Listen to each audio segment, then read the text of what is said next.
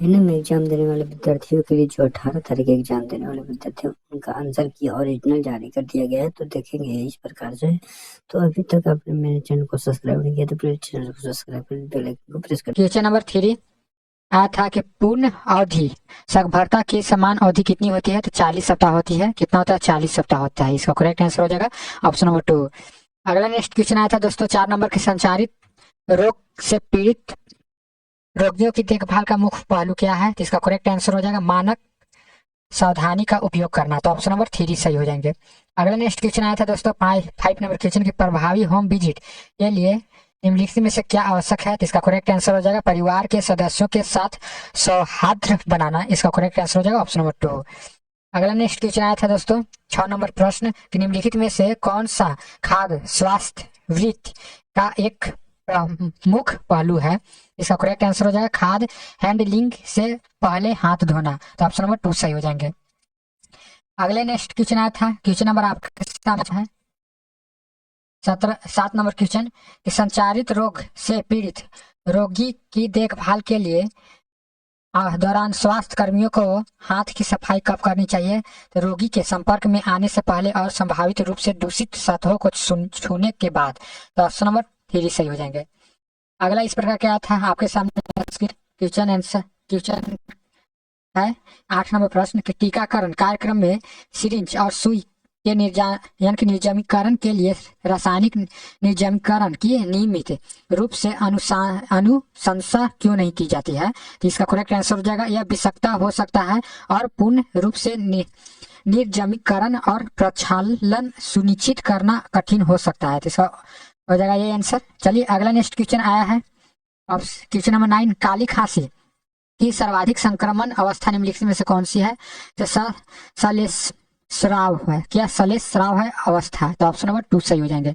अगला next question आया था दोस्तों क्वेश्चन नंबर 10 कि भारत में विद्यालय स्वास्थ्य कार्यक्रम निम्नलिखित में से किस सरकारी समिति मिशन का भाग है? तो यह हो जाएगा आयुष्मान भारत मिशन का भाग है। ऑप्शन नंबर 4 सही हो जाएंगे।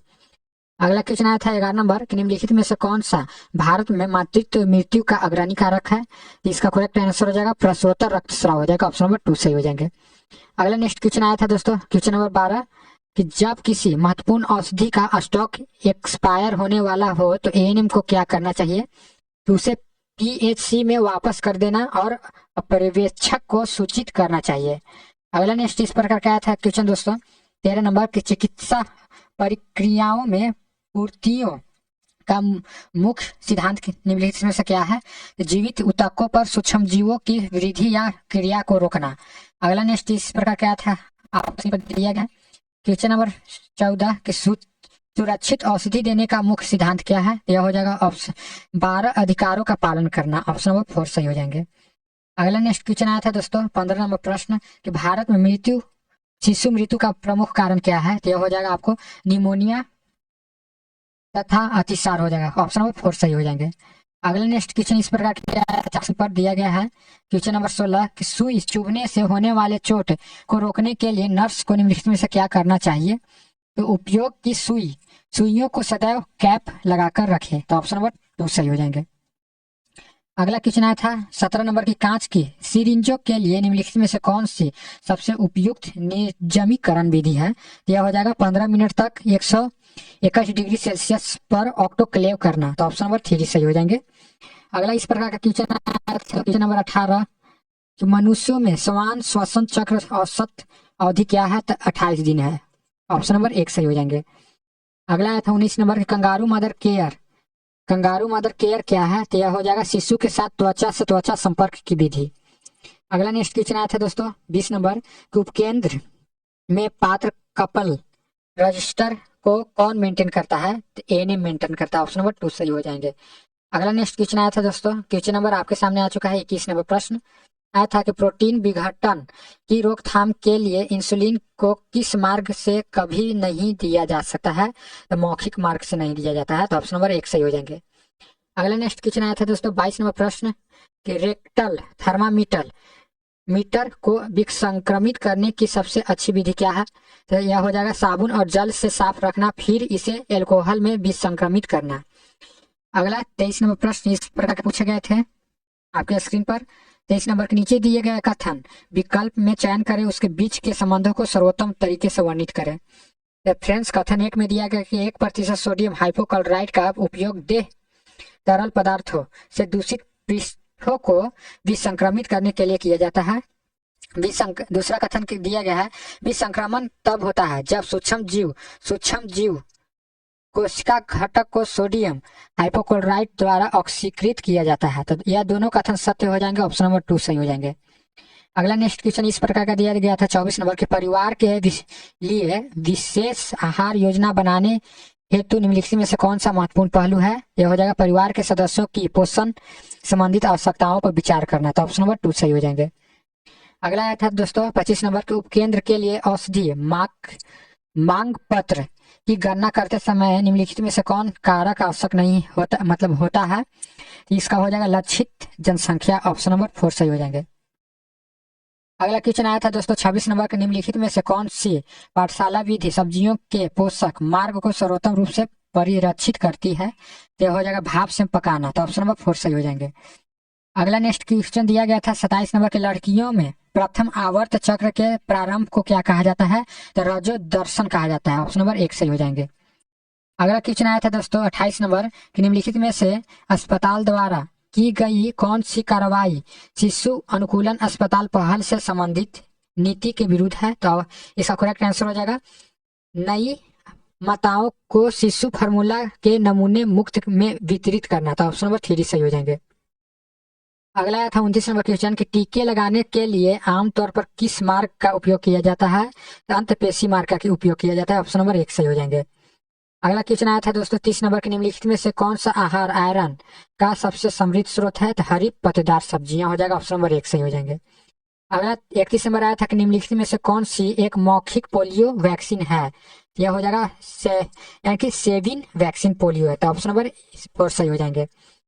अगला नेक्स्ट क्वेश्चन आया था 32 नंबर प्रश्न निम्नलिखित में से कौन सा एक वह राष्ट्रीय कार्यक्रम है जो संस्थागत प्रसव को बढ़ावा देकर मातृत्व एवं शिशु मृत्यु दर कम करने के लिए गर्भवती महिलाओं को नगद प्रोत्साहन प्रदान करती है?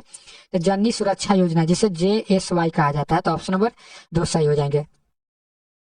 अगला नेक्स्ट क्वेश्चन आया था दोस्तों 33 नंबर के एक सामान्य आवर्त चक्र की औसत यानी कि अवधि क्या है? तो 28 डे होता है दोस्तों।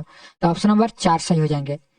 अगला नेक्स्ट क्वेश्चन इस प्रकार का दिया गया था 34 नंबर क्वेश्चन के एक ANM को 5000 की जनसंख्या की जिम्मेदारी दी जाती है, तो प्रत्येक योग्य गर्भवती महिला को 100 आयरन फोलिक एसिड टेबलेट की आवश्यकता है तथा गर्भवती महिलाओं की अनुमानित संख्या 100 प्रति वर्ष। तो वार्षिक रूप से कितनी IFA टेबलेट दी जानी चाहिए? तो यह हो जाएगा आपको 10,000 हो जाएगा, ऑप्शन नंबर 3 सही हो जाएंगे। 35 नंबर क्वेश्चन दिया गया था कि निम्नलिखित में से कौन सा संवेगात्मक परिवर्तन किशोर अवस्था के दौरान बालक और बालिकाओं दोनों में सर्वाधिक देखा जाता है? तो यह हो जाएगा मुंड सिक्कम यानी कि सिविंग्स और संवेदात्मक संवेदिता। इसका करेक्ट आंसर हो जाएगा ऑप्शन नंबर 3। अगला नेक्स्ट क्वेश्चन 36 नंबर आया था कि निम्नलिखित में से कौन सा असंक्रामक रोग का उदाहरण है? तो असंक्रामक रोग का उदाहरण पूछा गया था, तो ये इसका करेक्ट आंसर हो जाएगा मधुमेह यानी कि मधुमेह, ऑप्शन नंबर 4 सही हो जाएंगे। अगला नेक्स्ट क्वेश्चन आया था दोस्तों 37 नंबर के निम्नलिखित में से कौन सी विधि पुनः प्रयोज्य शल्य चिकित्सा उपकरणों के लिए निर्जमीकरण की सबसे प्रभावी विधि है? दाब के अंतर्गत 120 डिग्री सेल्सियस पर ऑटोक्लेविंग। तो ऑप्शन नंबर 2 सही हो जाएंगे। 38 नंबर क्वेश्चन आया था दोस्तों गर्भावस्था का समान प्रारंभिक संकेत क्या होता है? तो यह हो जाएगा ऑप्शन नंबर 3 प्राप्त वमन इसका करेक्ट आंसर हो। अगला नेक्स्ट प्रश्न आया था दोस्तों 39 नंबर क्वेश्चन की माइक्रोवेव कुकिंग के बारे में निम्नलिखित में से कौन सा कथन सर्वाधिक सही है? कि इसका सर्वाधिक सही हो जाएगा कि यह विद्युतीय चुंबकीय तरंगों का उपयोग करता है जो जल के अणुओं को प्रक्षोभित करता है, उससे ऊष्मा उत्पन्न करती है। तो ऑप्शन नंबर जो हो जाएगा 2 सही हो जाएंगे। 40 नंबर प्रश्न आया था दोस्तों कि रक्त स्राव की प्रविष्टि खाली स्थान का अधिक समान लक्षण है? तो यह हो जाएगा विवानु अल्पता, ऑप्शन नंबर 4 सही हो जाएंगे। अगला 41 नंबर क्वेश्चन दिया गया था कि IM रूट में औषधि को खाली स्थान में इंजेक्ट किया जाता है, तो यह हो जाएगा पेशी, क्या ऑप्शन नंबर 2 सही हो जाएंगे। अगला नेक्स्ट प्रश्न आया था दोस्तों 42 नंबर क्वेश्चन कि ग्रामीण भारत में निम्नलिखित में से कौन सी एक प्रमुख सर्वाधिक स्वास्थ्य समस्या है? तो यह हो जाएगा कुपोषण तथा संचारी रोग। तो ऑप्शन नंबर 1 सही हो जाएंगे। अगला 43 नंबर क्वेश्चन आया था दोस्तों कि समुदाय में टीकाकरण रजिस्टर का अघटन मेंटेन किसके द्वारा किया जाता है? सहायक नर्स द्वारा किया जाता है। तो ऑप्शन नंबर 2 सही हो जाएंगे, यानी कि ANM द्वारा किया जाता है दोस्तों। अगला नेक्स्ट क्वेश्चन आया था दोस्तों 44 नंबर के निम्नलिखित में से कौन सी यानी कि निर्जमीकरण की एक समान विधि नहीं है? तो इसका करेक्ट आंसर हो जाएगा कि 5 मिनट के लिए 50 डिग्री सेल्सियस पर कथन करना। तो ऑप्शन नंबर 2 सही हो जाएगा। अगला नेक्स्ट प्रश्न 45 में इस प्रकार के दिया गया था कि विटामिन ए की कमी से क्या होता है? तो रतौंधी होता है। तो ऑप्शन नंबर 4 सही हो जाएगा, नाइट ब्लाइंडनेस होता है दोस्तों। अगला नेक्स्ट क्वेश्चन 46 नंबर प्रश्न 46 नंबर दिया गया था कि किसी ANM को विशेष रूप से स्तनपान के दौरान स्तन अतिपूर्ण की शिकायत करने वाली माता को किस प्रकार की देखभाल करनी चाहिए? यह देखभाल करनी चाहिए कि स्तनपान के लिए प्रोत्साहित करके और स्तनपान कराने से पूर्व गर्म सिकाई करके। तो ऑप्शन नंबर 3 सही हो जाएंगे।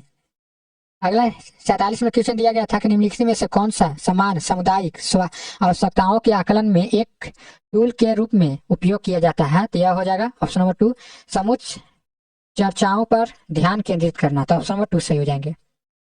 अगला नेक्स्ट क्वेश्चन दिया गया था 48 नंबर के निम्नलिखित में से कौन सा विकल्प खाद्य अपमिश्रण को सर्वोत्तम रूप से परिभाषित करता है? तो किसी भोज्य घटक का प्रतिस्थापन या निष्कासन जिससे उसकी गुणवत्ता या सुरक्षा कम हो जाता है। ऑप्शन नंबर 4 सही हो जाएंगे। अगला 49 नंबर दिया गया था क्वेश्चन कि भारत में सार्वभौमिक टीकाकरण कार्यक्रम यानी कि UIP में ग्रामीण समुदायों में टीकाकरण के लिए मुख्य रूप से कौन सा स्वास्थ्य कार्यकर्ता उत्तरदायित्व है?